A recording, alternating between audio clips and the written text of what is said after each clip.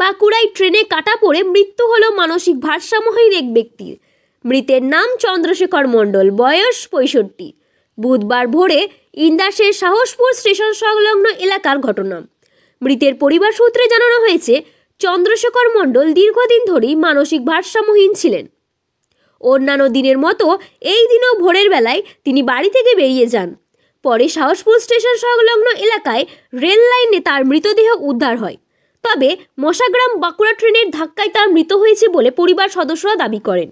পরে খবর পেয়ে ঘটনাস্থলে পৌঁছায় রেল পুলিশ।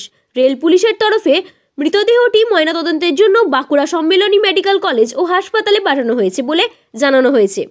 ইন্দাসের সাহসপুর থেকে রিপোর্ট মিরন পাজা। ঘটনাটা ঘটলো বলতে, যিনি মারা গেছেন উনি আমার ছোট দাদু হন। এবার ওনার প্রথম থেকেই মানসিক অবস্থা খারাপ ছিল, মোটামুটি মেন্টাল পেশেন্টই ছিল। তো প্রায় দিনই সকালবেলার দিকে এইদিকে আসেন। এবার আজকে অতিরিক্ত ভোরে বেরিয়ে গেছে, এবার সকালে আমরা ঘুমাচ্ছি সবাই, জানি না। এবার হয়তো কোনো অন্যমনস্ক হয়ে গেছেন বা কিছু হয়তো করছিলেন, এবার আমরাও জানি না কি হয়েছে। সবই ঠিক ছিল, প্রতিদিনই ভোরবেলায় আসে ট্রেনটার পর।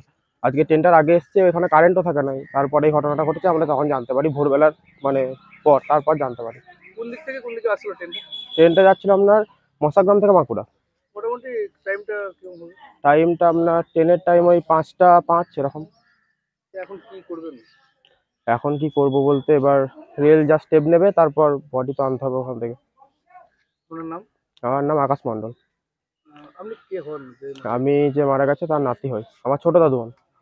যিনি মারা গেছেন ওনার নাম? ওনার নাম চন্দ্রশেখর মণ্ডল। আপনারা কিভাবে জানলেন যে মারা গেছে?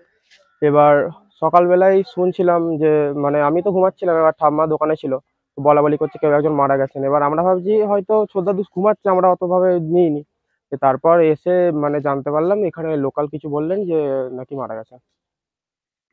ঘটনা ঘটেছে, কিভাবে ঘটনাটা ঘটলো? ভোরবেলা উঠেছিল আর কি, দিয়ে ওই রেল লাইনে ওই ধারে পায়খানা বসতে গেছিল আর কি। মানসিক ডিস্টার্ব ছিল ব্রেনে।